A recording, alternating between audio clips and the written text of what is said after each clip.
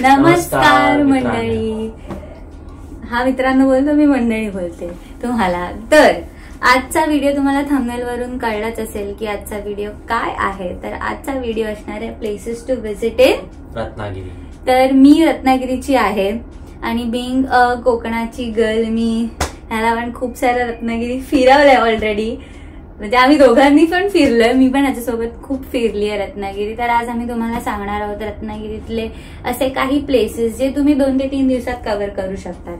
तर आधी पण आमचे video in detail video Ratnagiri related आलेच असतील, मग ते गणपतीचे असू दे किंवा असेच फिरण्यातले असू दे. पण आज आम्ही खुद्द रत्नागिरी म्हणजे आम्ही खूप राजापूर जे मार्लेश्वरचा व्हिडिओ बघितला नसेल तर तो पण नक्की बघा. मी आय बटन्स मध्ये सगळे व्हिडिओज तुम्हाला देते.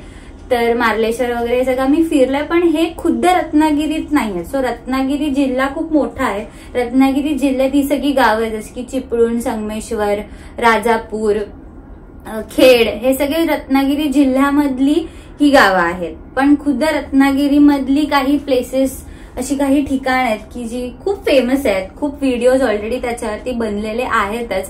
पण आज तरी पण आम्ही आमच्या चॅनलवरून एक बिंग रत्नागिरीकर, आता ओंकार पण झालाच आहे रत्नागिरीकर, तर बिंग रत्नागिरीकर आम्ही काही तुम्हाला अशा गोष्टी सांगणार आहोत. अशा पण काही गोष्टी सांगणार की ज्या खूप व्हायरल आहेत, पण तिथे जाऊन नक्की काय बघायचं किंवा तुम्हाला काय बघू शकता ह्याचा आम्ही एक काय बोलू शकतो खराखुरा रिव्ह्यू तुम्हाला द्यायचा आज प्रयत्न करणार आहोत. तर चला आपण व्हिडिओला सुरुवात करूया. तर पहिला पॉइंट जो आम्ही तुम्हाला सजेस्ट करणार आहोत तो आहे मीरा बंदर. आणि मीरा बंदर मध्ये पुढे एक पॉइंट आहे, तिथून पूर्ण असं समुद्र म्हणजे चांगला पॉइंट आहे. फोटो वगैरे काढण्यासाठी भरपूर आहे. आणि एक जैन चौक करून आहे, म्हणजे जर त्या पट्ट्याला तुम्ही जाताल तर जैन चौक करून आहे. त्या जैन चौकाच्या तिथूनच पाठीमागेला जस्ट समुद्र तिथे तर मोठी बोट आहे. म्हणजे तुम्ही रील्स वगैरे भरपूर व्हायरल झालेली आहे त्याच्यावरती. आणि ती बोट आता तुटलेली आहे, म्हणजे पाण्याच्या लाटाने पूर्ण तिचे 2 तुकडे झालेले आहेत. ती बोट आली होती 2021-22 मध्ये, त्यावेळेचे मी फोटो काढले आणि ती बोट जशी आली होती तेव्हा एवढी मोठी बोट, त्यावरती मी चढून फोटो पण काही काढलेले. ते 1-2 फोटो मी शेअर पण करेल. तर त्याचं असं आहे की ती खूप ड्रोन शॉट्स जे घेतल्यात आणि जे रील व्हायरल झाल्यात त्यामुळे ती जागा व्हायरल झाली आणि लोक लांबून लांबून ती बोट बघण्यासाठी येतात. तिथे ऍज सच बघण्यासारखं काहीही नाहीये. ती आता बोट तर तुटलेलीच आहे जसं तुम्हाला ओंकारनी सांगितलं. फक्त ती ड्रोन शॉट मध्ये त्या पूर्ण समुद्रात ती जरा छान दिसत होती. आणखी ड्रोन शॉट मध्ये तुम्ही काही व्हिडिओ काढा ते छानच वाटतात. सो तसं ती लोक आणि वेड्यासारखे लोक तिथे यायला लागलेत आणि फोटोज काढून तिथे गेल्याच्या नंतर डिसअपॉइंटमेंट होते. कारण तिथे जसं मी म्हटले की ती खंडारडी ती आता राहून पूर्ण गंजली आहे, पूर्ण सडली आहे ती बोट. त्याच्यावर जसं हा म्हणाला की त्याच्यावरती तो चढलेला, पण तो कधी 2021 ची गोष्ट सांगते. आणि मीरा बंदर हे माझं गाव आहे, म्हणजे आम्ही तिथे दरवर्षी जातो. तुम्ही जर आमचे गणपतीचे व्लॉग्स बघितले असेल तर तुम्हाला कळलंच असेल. तर आम्ही तिथले आहोत किंवा ते माझं तिथे मी ते खूप गोष्टी जवळून बघितल्यात, म्हणून आम्ही तुम्हाला सांगतो की तेवढा टाइम वेस्ट करू नका. मीरा बंदर जे पुढे पॉइंट ओंकार म्हणाला ते बघण्यासारखं आहे. कारण की ते तिथे पहिला जुन्या बोटी वगैरे लागायचे, ते मेन बंदर होतं. आत्ताचा जो मिरकरवाडा आहे तो एरिया जसा तसं ते मीरा बंदर होतं, जिथे व्यापाराच्या सगळ्या बोटी वगैरे लागायचं. सो ते बंदर आणि तिथून एक व्ह्यू छान भेटतो आणि तिथे तो एक संगम पॉइंट म्हणू शकतो खाडी आणि समुद्राचा. तर त्यामुळे तिथे छान वाटतं, तिथे तुम्ही नक्की व्हिजिट द्या. पण हे बोटीचं म्हणाल तर तिथे बघण्यासारखं असं काही नाहीये. ती ड्रोन शॉटमुळे फेमस झालेली बोट आहे. तर तुम्हाला जायचं असेल तर नक्की जा. बट रेकमेंडिंग आम्ही रेकमेंड करू की तिथे तसं बघण्यासारखं काही नाहीये. तर उगाच टाइम का वेस्ट करताय. पण जर तुम्ही मीरा बंदरला जाताय आणि तुमची जर इच्छा आहेच ती बोट बघायची तर तुम्ही ऑब्व्हियसली जाऊ शकता. येस. सो नेक्स्ट पॉइंट आहे म्हणजे मीरा बंदर वरून निघाल्याच्या नंतर तुम्ही थिवा पॅलेस एक विजिट करू शकता. थिवा पॅलेस पण टायमिंग आहे, टायमिंगची काय डिटेल्स मला भेटेल तर मी टाकेल त्यामध्ये. थिवा पॅलेस नंतर थिवा पॉइंट आहे, जस्ट पुढेच आहे. म्हणजे मीरा बंदरवरून तुम्हाला थिवा पॉइंटला तर त्याचं एक 15 ते 20 मिनिटाचं अंतर आहे, म्हणजे मार्केटमधून यायला लागतं त्याच्यामुळे. आणि जस्ट पुढे वॉकिंग डिस्टन्स 5 मिनिटावरती थिवा पॉइंट आहे. थिवा पॉइंट पण म्हणजे चांगला असा पूर्ण समुद्र दिसतो एकदम. खाडी आणि समुद्राचं असं कंबाईन होताना तुम्हाला दिसेल तिकडे. आणि थिबा पॉइंट मध्ये पण छोट्या मुलांना खेळण्यासाठी वगैरे भरपूर अशी मोठी जागा आहे. आणि संभाजी महाराजांचा नवीन मोठा पुतळा आता तिथे बनवलाय. सो तो पण एक बघण्यासारखा आहे. तुम्ही आधी थिबा पॉइंट, थिबा पॅलेस करून मग मीरा बंदर सुद्धा करू शकता ऍज पर युअर कन्व्हिनियन्स. पण हे सगळे पॉइंट आम्ही सांगतो की बिकॉज हे एक दिवसात कव्हर होण्यासारखे आहेत. आणि तेच थिबा पॅलेस आणि चा पण एक मोठा इतिहास आहे. थिबा राजा तिथे त्याला कैदेत ठेवलं होतं इंग्रजांनी आणि त्यांनी ते तसं प्रिझर्व करून ठेवलंय. ते मध्येच बंद होतं पण आता परत सुरू झालंय. तुम्ही तो पॅलेस पण व्हिजिट करू शकता. आणि मग तो तसं करून आधी मीरा बंदर मग थिबा पॅलेस किंवा आधी थिबा पॅलेस थिबा पॉइंट करून मग मीरा बंदर करून तसंच तुम्ही पुढे जाऊ शकता भगवती बंदरला. सो भगवती बंदर हा एक शिवाजी महाराजांचा काळातला एक काय म्हणू शकतो आपण, जसं त्याला म्हटलंय की भगवती बंदर. सो तो तिकडून महाराजांचा व्यापार किंवा समुद्रातले जे काही हालचाली असायचे तिथे लक्ष ठेवण्यासारखा एक पोर्ट महत्वाचा होता तो. आणि तिथे देवीचं मंदिर आहे, भगवती देवीचं मंदिर. तिथे आता दसरा जस्ट झाला. सो दसऱ्याचा तिथे खूप मोठा उत्सव असतो त्या देवीचा. तिथे भुयारी मार्ग पण आहेत. एक तिथे जाताना एक देवगडी बीच पॉइंट आहे, त्याचे फोटोज आहेत आपल्याकडे, ते मी नक्की ओंकारला टाकायला सांगेन. सो तिथून तो पूर्ण भुयारी मार्ग आहे. असं म्हणतात की तो कुठल्या तरी 2 किल्ल्यांना जॉईन करणारा तो भुयारी मार्ग आहे शिवाजी महाराजांच्या काळातला. आता तिथे खूप जंगल वगैरे झालं, आता तो बघण्यासारखं नाहीये. पण पहिला तिथे जसे आर्मी ट्रेनिंग कॅम्प्स वगैरे असायचे की हिल क्लाइम्बिंग वगैरे कसं करायचं, तर त्याच्यासाठी तो छोटासा पोर्ट असल्यामुळे तो खूप तिथे ह्या सगळ्या गोष्टी व्हायच्या. तर ते देवीचं मंदिर तुम्ही व्हिजिट करू शकता. ऑन द वे जातानाच शिवसृष्टी करून एक खूप छान उपक्रम चालू केलाय. शिवसृष्टी त्या नावात असं झालं की शिवाजी महाराजांचे वेगवेगळे दुर्ग, त्यांचे वेगवेगळे वॉरियर्स, सो त्याची एक अशी शिवसृष्टी तयार केली गेली. असं कृत्रिम देखावे उभे केलेत की पहिल्या शिवाजी महाराजांच्या काळातले जग कसं असेल ते दाखवण्याचा प्रयत्न केलाय. खूप छान, खूप अप्रतिम आहे. आम्ही जेव्हा गेलेलो तेव्हा त्याच्या तिकीट्स नव्हत्या, आता त्याला तिकीट्स सुरू केलेले आहेत आणि केल्यात, which is a very good thing की तिकीट चालू केले, कारण त्यामुळे ते गोष्ट मेंटेन राहील. तिकडेच्या लोकांना पण रोजगार मिळेल, ती गोष्टी वगैरे, पण ते मेंटेन राहील.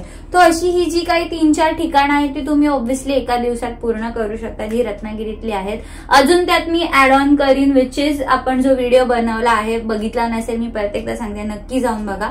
लोकमान्य टिळकांची जन्मभूमी आणि पतित पावन मंदिर, त्याचा डिटेल व्हिडिओ ऑलरेडी गेला आहे, पण तो पण मी ऍड ऑन ह्या व्हिडिओत पण एक आठवण तुम्हाला राहावी म्हणून मी तुम्हाला सांगते की ते ह्या 2 गोष्टी पण तुम्ही नक्की बघा. आणि की ते मेन सिटीतच आहे, रत्नागिरी जी मेन सिटी आहे त्यामध्येच हे 2 मंदिरं सुद्धा आहेत.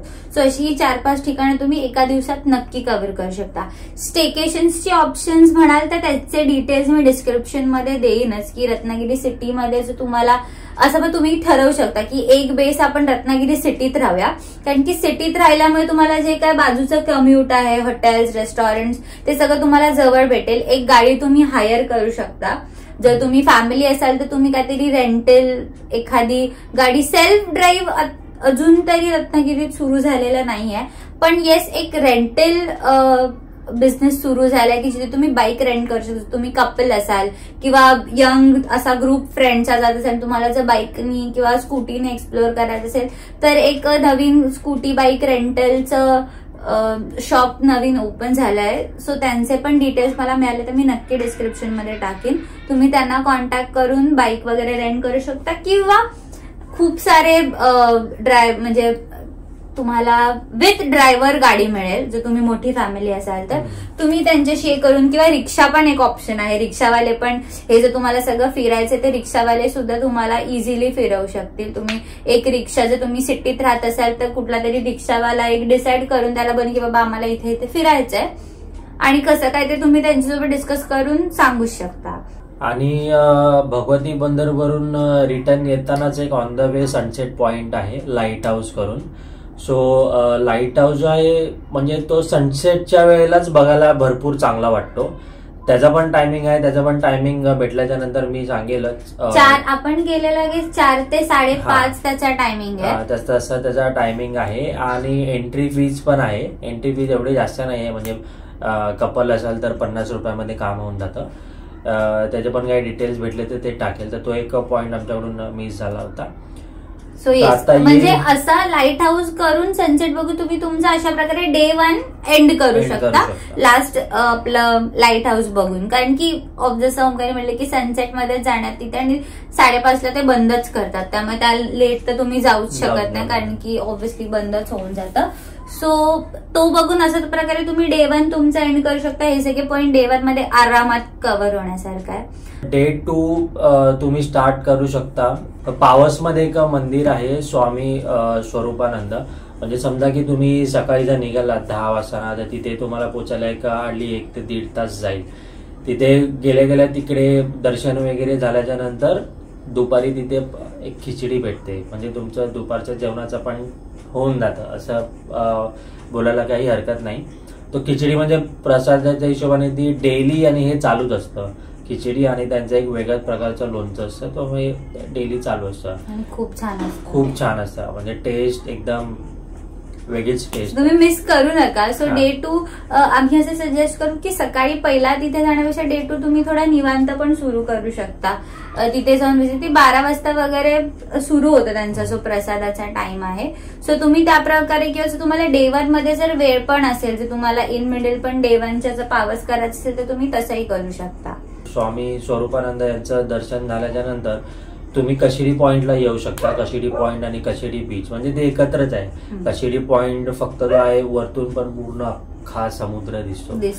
म्हणजे तो पण एक व्हायरल पॉइंटच आहे अगेन, पण तिथे जाणं इट इज वर्थ. फक्त एवढंच आम्ही रिक्वेस्ट करू की प्लीज पाण्याच्या जवळ जास्त जाऊ नका कारण की ते खूप खाली आहे. वर चढायला एक तर खूप डिफिकल्ट आहे. तिथे मध्ये मध्ये मोठे मोठे दगड आहेत. जर पाणी पाठी तुम्हाला दिसतंय की पाणी पाठी गेलंय तर तुम्ही जा खाली कारण की मग तो थोडा बीच सारखं ते होऊन जातं. पण जर पाण्याला भरती असेल तर वी रिअली रिक्वेस्ट की तुम्ही खाली जास्त नकाच उतरू कारण की तिथे खूप सारे आम्ही 2दा-3दा गेले लोक असे दगडात एकदम वरवर जातात.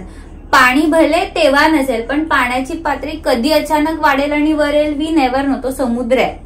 सो वी रिक्वेस्ट यू की त्यांचं जिथे ते फेन्सिंग आहे तिथपर्यंत तुम्ही खाली जा. ऑब्व्हियसली जर तुम्ही तेवढा फिरायला गेलात तर पण पाण्यात जास्त उतरू नका. आणि तिथेच जवळ एक कनकादित्याचं मंदिर आहे की जे असं म्हणतात महाराष्ट्रातलं पहिलं सूर्य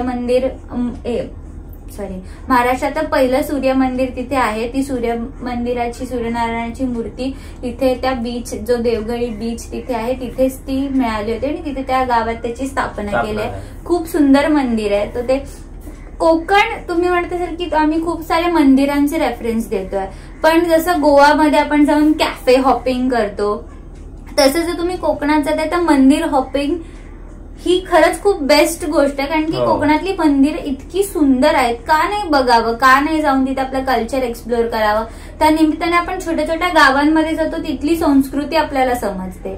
सो टुरिस्टी प्लेसेस नक्कीच व्हिजिट करा पण त्यासोबत तिकडची मंदिरं ह्या सगळ्या अख्ख्या व्हिडिओमध्ये तुम्हाला मोस्टली मंदिरांचेच रेफरन्सेस मिळतील पण ते खरंच इतके सुंदर आहेत तर तुम्ही नक्की व्हिजिट करा. सो असे जर तुम्हाला डे 2 जास्त हेक्टिक ठेवायचा नसेल तर तुम्ही हे 2 पॉइंट करून रेस्ट पण करू शकता किंवा जसं आम्ही पहिल्याचे डे 1 चे तुम्हाला जे काही प्लेसेस सांगितले ते जर तुमचे डे 1 मध्ये झाले नसतील तर ते डे 2 मध्ये पण तुम्ही ऍडजस्ट करून ऑब्व्हियसली घेऊ शकता. की प्रत्येक जण आपापल्या कम्फर्टनुसार आयटनरी प्लॅन करतो. आम्ही तुम्हाला सांगू की डे 1 मध्ये एवढे प्लेसेस व्हिजिट करा पण प्रॅक्टिकली ते सगळ्यांना पॉसिबल नाही होऊ शकत. फॅमिली असेल किंवा जे काय लोकांना इतकं हेक्टिक ट्रॅव्हलिंग नाही आवडत. सो म्हणून डे 2 मध्ये आम्ही तुम्हाला ही 2च ठिकाणं सजेस्ट करू, पावस आणि कशेळी, कारण की ते एकाच पट्ट्यात आहे. पावस व्हिजिट करून तुम्ही पुढे कशेळीला जाऊ शकता किंवा वाईज वर्सा कशेळी व्हिजिट करून तुम्ही परत रिटर्न येताना पण पावस करून मग परत रत्नागिरी येऊ शकता. पण हे सगळे जे पॉइंट्स आहेत तिथे आम्ही तुम्हाला काही खूप गावांमध्ये छान छान होमस्टेज पण आहेत. पण अगेन कम्युटिंग थोडं डिफिकल्ट होऊ शकतं. जर तुमची स्वतःची गाडी असेल तर it would be very convenient. तुम्ही इझिली कुठेही स्टे घेऊन तुम्ही कुठेही ट्रॅव्हल करू शकता कारण की हे सगळ्या प्लेसेस रत्नागिरीच्या जवळच आहेत. पण अगेन जर तुमची गाडी नसेल स्वतःची तर थोडं कम्युटिंग डिफिकल्ट असेल. सो जर तुम्ही रेंटल कुठच्या गोष्टी करतात तर वी सजेस्ट यू की तुम्ही सिटीतच राहा. सो हे सगळं झाल्याच्या नंतर आपला डे 3 आपण सुरू करू शकतो. ऑब्व्हियसली आपलं गणपतीपुळे मंदिर विथ अगेन खूप फेमस जागा आहे, खूप गरजेचं आहे, पण वर्थ आहे तिथे जाणं. नवरा माझा नवसाचा पिक्चरच्या नंतर ते खूप फेमस झालंय. आणि मी आता इतक्यांदा तिथे गेले की लोक स्पेशली गणपतीपुळ्याला जायला रत्नागिरीला येतात की त्यांना गणपतीपुळ्याला जायचं असतं. पण आम्ही जोकमध्ये जेव्हा आम्ही लहान होतो, कोण आमच्याकडे पाहुणे आलेत बोलायचे की गणपतीपुळ्याला जायचं, तर आम्ही त्यांच्यासोबत असं गाईड म्हणून घरातले पाठवायचे की तन्वीला घेऊन जा. कारण की इतक्यांदा आम्ही तिथे जाऊन आलो असू. ते म्हणतात ना की जे जिकडचे असतात तिकडचं त्यांना तितकी किंमत नसते किंवा तितकं आकर्षण नसते की अरे गणपतीपुळ्याला जायचं. जे मुंबईवरून पाहुण्याचे ते स्पेशली गणपतीपुळ्याला जायला आमच्याकडे यायचे, कारण की माझ्या घरापासून जे काळबादेवी आहे आमचं गाव, सो काळबादेवी मीराबंदर दोन्ही आमची गाव आहे. सो या गावांपासून ते थोडं जवळ आहे गणपतीपुळे. सो ऑब्व्हियसली गणपतीपुळे तर ह्या सगळ्या प्लेसेस टू व्हिजिट मध्ये च्या आयटनरीच्या लिस्टमध्ये तर असणारच होतं. सो गणपतीपुळे मंदिर तुम्ही करू शकता. आणि गणपतीपुळे मंदिर झाल्याच्या नंतर म्हणजे सेम म्हणजे सकाळी तुम्ही गणपतीपुळेचं दर्शन करून घ्या. गणपतीपुळेचं दर्शन झाल्याच्या नंतर जस्ट वॉकिंग डिस्टन्स वरतीच एक प्राचीन कोकण करून आहे. म्हणजे एक बोलतात ना की तिची ही कोकणाची जी पूर्ण जर्नी आहे, म्हणजे कोकण ऍक्च्युली कसा क्रिएट झाला, म्हणजे परशुरामाने कसं समुद्रासोबत पूर्ण युद्ध करून समुद्र पाठी ढकलला आणि कसा कोकण हा क्रिएट झाला, ती पूर्ण स्टोरी ह्या मध्ये दाखवण्यात आलेली आहे. सो ह्याच्यासाठी पण एंट्री फीज आहे.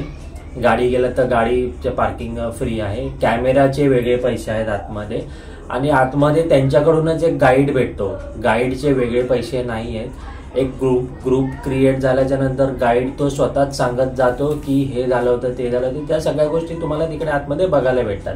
तर असं नका म्हणजे हे करू की जर तुम्हाला कोकणाबद्दल जर माहितीच नाही आहे काय आहे म्हणजे कोकण, तर ते प्राचीन कोकणला तुम्ही नक्की व्हिजिट करा.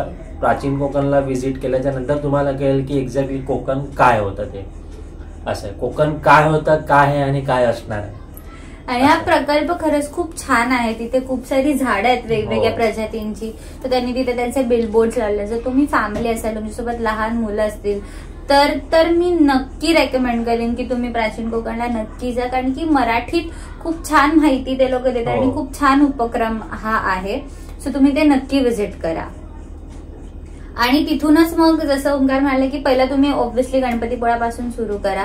सो तुम्ही कसे ट्रॅव्हल करता गणपतीपुळ्याला जायला, तसे 2 रस्ते आहेत. एक तुम्ही हायवेने पण डायरेक्ट गणपतीपुळे जाऊ शकता, आणि एक रत्नागिरी जर तुम्ही डे 3 ला लास्टला गणपतीपुळे ठेवता तर साखरतर काळबादेवी आरेवारेचा जो रोड आहे, अगेन आरेवारेचा road is very famous. Swapnil जोशींनी स्वतः त्या रोडची तारीफ केली आहे. तो रील पण खूप व्हायरल झालाय. तो रोड जो तुम्हाला दिसतोय त्या रील मध्ये, दॅट इज आरेवारेवाला रोड. सो आम्ही तुम्हाला खरं तुम्ही कुठूनही जात असाल पण आम्ही तुम्हाला नक्की सजेस्ट करू की तो आरेवारे रोडनीच तुम्ही जा किंवा या. सो पहिला आम्ही सांगू तुम्हाला की पहिला तुम्ही डायरेक्ट गणपतीपुळे पोहोचा.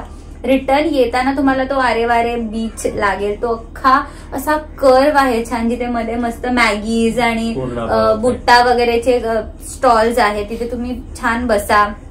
सनसेटला पण तुम्हाला तिथे जायचं तर तुम्ही तसंही करू शकता. जर तुम्हाला अगेन डे 3 पण आपण खूप आरामात सुरू करू शकतो गणपतीपुळ्याला पण. आणि जसं पावसला आहे जेवणाची सोय, तसंच गणपतीपुळ्यात सुद्धा त्या लोकांनी जेवणाचं हे चालू केलं. तिथे वेगवेगळं जेवण असते. तिथे नाश्ता पण असतो इव्हिनिंगचा पण, आणि दुपारचं जेवण सुद्धा असतो. सो तिथे पण तुम्ही जर गेलात तर अगेन की खूप आपण जातोय तिथे आपण जेवायला तर थांबणारच आहोत. पण आम्ही मोस्टली असं प्रेफर करतो की जिथे आमच्या तिथे मंदिराचा प्रसाद आहे, जर जास्त गर्दी नसेल किंवा वेळ असेल तर आम्ही तो नक्की ट्राय करतो. कारण की तो प्रसाद आहे शेवटी. आणि तुमचे पैसे पण वाचतात. तुम्ही तेच पैसे जे बाहेर जेवणामध्ये तुम्ही खर्च करणार असता ते तुम्ही ते पैसे तुमचे वाचून तुम्ही मंदिराचा छान प्रसाद का. आणि मंदिरातलं जेवण हे प्रत्येक मंदिरातलं छानच असतं. मग ते स्वामी स्वरूपानंदाच्या इकडची ती खिचडी असू दे, गणपतीपुळ्यातली खिचडी असू दे, किंवा जसं आम्ही बुरुडेश्वरला गेलो तिथे पण आम्ही नाश्ता सकाळी 7:30 ला तिथे टिफिन सर्व्हिस होती ती असू दे. जेवण कारण की त्यात तो एक सात्विकता, एक वेगळ्याच डिवोशनल भावाने ते जेवण बनवलेलं असतं. तो ते तुम्ही नक्की ट्राय केलं पाहिजे. जर तुम्ही गणपतीपुळ्याला पण जेवणाच्या वेळेत जाते तर तुम्ही तो प्रसाद नक्की ट्राय करा. तिथून जसं ओंकार म्हणाले की प्राचीन कोकण करून, किंवा जर तुम्हाला तिथे नाही जेवायचं, तुम्हाला दिवस तुम्हाला पुढे अजून काही मंदिरं नाही बघायची, तर तिथे आदित्य करून प्राचीन कोकणच्या जवळच एक खानावळ आहे, ती ओंकारनी मिस केली. कशी केली माहिती आणि की ते आमच्या दोघांचं फेवरेट स्पॉट आहे मासे खाण्यासाठी. ते एक हॉटेल आहे मासे खाण्यासाठी, आणि अजून एक आहे मत्स्यम करून की जे रत्नागिरीतच आहे जवळ. सो ते 2 हॉटेल्स खरंच खूप छान आहेत. एक मांडवी बीच जवळ सुद्धा एक आहे, ते पण खूप छान हॉटेल आहे.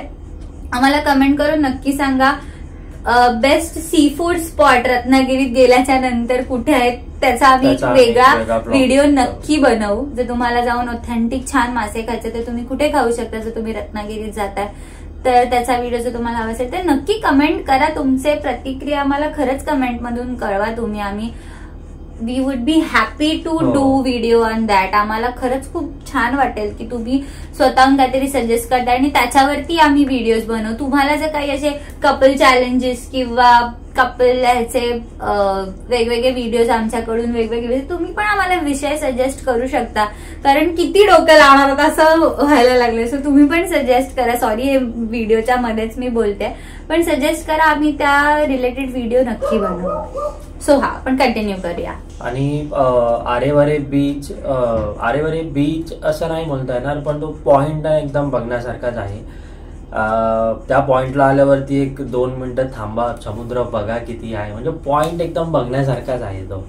तिथे थांबतोच, कोणताही येणारा जाणारा बाहेरचा माणूस येणार थांबतो म्हणजे थांबतोच, असा तो पॉइंट आहे. 360 व्ह्यू समुद्राचा खूप छान दिसतो म्हणून. आणि सनसेटच्या वेळी तर अजून छान दिसतो. तुम्ही सनसेटच्या वेळी पण जर तुम्ही त्या पट्ट्यात आहात गणपतीपुळे, तर तुम्ही जर निवांत वेळ असेल तर तुम्ही तिथे पण जाऊ शकता. तर तुम्हाला आधी अरेवारे करायचं नसेल तर पुढे अजून जे माझं गाव आहे काळबा देवी, तिथेही तुम्ही जाऊ शकता. तिथे रामेश्वराचं छान मंदिर आहे, पुढे एक पिराचं देऊळ आहे, तिथे तुम्ही जाऊन परत रिटर्न उलटा पण तुम्ही आरेवारे रत्नागिरीला जाऊ शकता. किंवा डे 3चा तुम्ही स्टेज तिथे घेऊ शकता. गणपतीपुळ्याजवळ पण खूप छान होमस्टेज, खूप छान अगदी बीचच्या जवळ वाले पण खूप सारे हॉटेल्स, रेस्टॉरंट, मोठे मोठे आहेत. थोडं बजेट जास्त असेल तर 4-5 हजारामध्ये एकदम बीच वरतीचे तुम्हाला स्टे मिळतील. सो डे 3 थोडा तुमचा एक निवांत स्टे पण होऊन जाईल. जर तुम्ही रत्नागिरी सिटीत 2 दिवस राहिलात तर वी विल सजेस्ट की तुम्ही डे 3 तुमचा थोडं सिटी पासून लांब राहा. तो 1 ते 2 दिवस त्या थोडं कामनेस मध्ये तुम्ही तुमचे घालवा. सो गणपतीपुळ्यालाच एक MTDC महाराष्ट्र टुरिस्ट गव्हर्नमेंटचं एक छान रिसॉर्ट आहे, खूप उत्तम आहे. अगेन बीचच्या खूप जवळ आहे. त्यापासून थोडं लांब सुद्धा काही स्टेकेशन्स ऑप्शन्स आहेत. त्याचे डिटेल्स मी डिस्क्रिप्शन मध्ये टाकीन. असं तुम्हाला जर बुक करायचं असेल तर तुम्ही तिथे जाऊन नक्की बुक करू शकता. काळबा देवीत सुद्धा माझ्या गावात सुद्धा खूप छान एक होमस्टे टाईप घर झालंय, एक बंगलो झालाय, जिथे अमृता खानवेलकर स्वतः राहून गेली आहे. जस्ट नील थिंग्स तो पण येऊन गेला आमच्या गावी. इव्हन ओंकार आणि मी एकदा गेलो होतो तेव्हा एक फॉरेनर कपल त्यांची कॅरव्हॅन घेऊन, सो कॅरव्हॅनचे तुम्हाला माहिती असेल की एक व्हॅन अशी जे तुम्ही घरासारखी ती फिरते, ती कॅरव्हॅन घेऊन ते लोक आलेले आणि त्या लोकांनी छान तिथे टेंट वगैरे केला होता. सो छान सेक्लुडेड बीच आहे, शांत आहे, जास्त लोक नसतात. जसं गणपतीपुळे जर तुम्ही गेलात तर खूप टुरिस्टी झाल्यामुळे तिथे गर्दी असते त्या बीचवरती. तर त्या गर्दीपासून लांब मी तुम्हाला सजेस्ट करेन की कुठेही या गणपतीपुळे आरेवारे मध्ये तर खूप सारे, जर तुम्ही गुगल पण नॉर्मल केलात ना होमस्टे, तर तुम्हाला कचऱ्यासारखे होमस्टे भेटतील. कचऱ्यासारखे की खूप सारे होमस्टेज आहेत, पण तिथे जाऊन एक शांत निवांत एक कोकणातलं आग्रा तिथे तुम्हाला तिथे अनुभवायला भेटेल की तिथले लोकल फूड. कारण की रेस्टॉरंटमध्ये काय शेवटी रेस्टॉरंट स्टाईल जेवण मिळतं, पण होमस्टे मध्ये जे जेवण मिळतं ते तिथल्या लोकल लोक जशी बनवतात तसं तुम्हाला मिळेल. सो मी तुम्हाला नक्की सांगेन काही स्टेकेशन सजेशन्स मी तिथे देईन. सो डे 3 तुम्ही गणपतीपुळ्याच्या जवळपास कुठेतरी स्टे घ्या की जेणेकरून तुम्ही आरेवारे जो बीच आहे तिथे सनसेटला जाऊन तिकडचा सनसेट एन्जॉय करू शकता. सो येस, अशी होती ही 3 दिवसाची रत्नागिरी ट्रिप किंवा आयटरनरी सजेशन्स आमच्याकडून तुमच्यासाठी. हे 2 दिवसात पण करू शकतो आपण, टू बी फ्रँक, पण ही आम्ही 3 दिवसाची ठेवली आहे कारण की एक छान निवांत, कारण की कुठली जागा घाई करून बघण्यात काहीच अर्थ नाहीये. तरी मला पण असं वाटतं की हे 3 दिवसात कव्हर करणं पण त्यातल्या त्यात हेक्टिक होणारच आहे. सो तुम्ही हे बघा, आम्ही तुम्हाला एक काय म्हणू शकतो त्याला सजेशन्स द्यायचं काम केलंय. ते किती आचरणात आणायचं ते ऑब्व्हियसली किंवा तुमच्या कन्व्हिनियन्स नुसार तुम्ही ह्याला फ्लक्च्युएट पण करू शकता. तुम्ही त्याप्रमाणे तुम्हाला जर 4 days मध्ये हे सगळं करायचं ऑब्व्हियसली. ट्रेन्स पण रत्नागिरी स्टेशन पासून ट्रेननी पण तुम्ही मुंबईवरून रत्नागिरीला जाऊ शकता. तिथून पण जसं मी म्हणाले की तुम्ही जर बाईक असाल तर बाईक रेंटलचा मी नंबर इथे देणे, हा अजिबात ते लोक आम्हाला ओळखत पण नाही. पण असंच एकदा रील स्क्रोल करताना मला ते दिसलं आणि का नको प्रमोट करू. आपल्या गावातलं किंवा आपल्या इकडचं काही कुठल्या तरी माणसांनी काहीतरी खूप छान चालू केलं तर आपण त्याला प्रमोट केलंच पाहिजे, which is convenient for tourist also. इथून मुंबईवरून जे लोक जाणारे असतील सो ते लोक पण तिथे जाऊन तुम्ही त्यांच्याशी कॉन्टॅक्ट करून डिरेक्ट बाईक तुम्ही रेल्वे स्टेशनला जर ते देत असतील तर तिथे पिकअप करून तुम्ही हिंडा. जितकं फिरायचं तितकं फिरा रत्नागिरी. एक दिवस आराम करायचा, एक दिवस आराम करा. फक्त रत्नागिरीतले काही कॅफे जसं मांडवी बीच आहे तिथे नॉर्मल जाऊन टाइमपास करून परत येऊ शकता, मासे खाऊ शकता. Day 2 पासून तुम्ही हे सगळ्या गोष्टी सुरू करू शकता. पण हे जसं आम्ही म्हटलं की तो तुम्हाला खूप स्टिक राहायचे की आपल्याकडे 3च दिवस आहेत, तर ह्या 3च दिवस जर असेल तर हे सगळे पॉइंट आरामात तुम्ही कव्हर करू शकता. तुमच्याकडे जास्त असेल तर 4 दिवस पण घ्या, पण 4 दिवस पण मोर दॅन इनफ झाले हे सगळं फिरण्यासाठी. अजून पण रत्नागिरीच्या खूप जसं की राजापूर आहे, आम्ही धूतपापेश्वर गेलोय, मार्लेश्वर गेलोय, ह्याचे एक वेगळे व्हिडिओज पण आम्ही बनवले आहोत. हे सजेशन्स इथे न देण्यामागचं कारण असं आहे की हे खूप लांब आहेत. म्हणजे मार्लेश्वरला जर रत्नागिरी ते संगमेश्वर तालुक्यात येतं. संगमेश्वर देवरुख जे गाव आहे तिथून जवळ आहे मार्लेश्वर हे गाव. तर म्हणून हे इथे दिलं नाही, कारण की तिथे जर रत्नागिरीवरून जायचं तर एक दिवस तुम्हाला पाहिजे तिथे जाण्यासाठी. तसंच सेम गोष्ट टू धूतपापेश्वर. आम्ही तर रत्नागिरीवरून बाईकने धूतपापेश्वर कुणकेश्वर करून 1 day पण रिटर्न आलोय, कारण की ते अगेन वाटेतच आहे. त्याचा पण एक वेगळा व्हिडिओ बनवला आहे, तो तुम्ही नक्की जाऊन बघा. तुम्हाला रत्नागिरीवर तुमच्याकडे 1 दिवस एक्स्ट्रा असेल तर हे पण तुम्ही करू शकता. देवगड, रत्नागिरी आणि धूतपापेश्वर याचा व्हिडिओ आम्ही ऑलरेडी बनवून की आम्ही स्वतः बाईक घेऊन तिथून जाऊन आलेलो आहोत. तर येस, एंड कर व्हिडिओ. तर असं होतं आमचं रेकमेंडेशन, म्हणजे रत्नागिरीमध्ये कुठे कुठे फिरायचं आहे, कुठे स्टे करायचं आहे, कुठे खायचं आहे. तर व्हिडिओ जर तुम्हाला आवडला असेल आमचा, म्हणजे आमचे सजेशन जर तुम्हाला आवडले असेल किंवा 3 दिवसाची किंवा 4 दिवसाची आयटनरी जर तुम्हाला आवडली असेल तर व्हिडिओला लाईक करा, शेअर करा आणि सबस्क्राईब तर नक्की करा. कारण की तुमचे एक सबस्क्राईब आम्हाला खूप महत्वाचं आहे. आपल्याला 500,000 माइलस्टोन अजून गाठायचं आहे. We are not yet reached there. Obviously माहिती आहे नवीन चॅनल आहे, पण तुमच्या सपोर्टची आम्हाला खरंच खूप गरज आहे. तुमचं प्रेम नक्की आम्हाला दाखवा. कमेंट सेक्शन मध्ये आमचं काही चुकलं असेल, तुम्हाला काही आवडलं नसेल किंवा अजून तुम्हाला काही रेकमेंडेशन्स हवे असतील तर हक्कानी कमेंट सेक्शन मध्ये लिहा की आम्हाला या रेकमेंडेशन्स हव्या आहेत, तर प्लीज तुम्ही त्याचा वेगळा आम्ही व्हिडिओ नक्की तुमच्यासाठी घेऊन येऊ. व्हिडिओ शेवटपर्यंत बघितल्याबद्दल खूप धन्यवाद.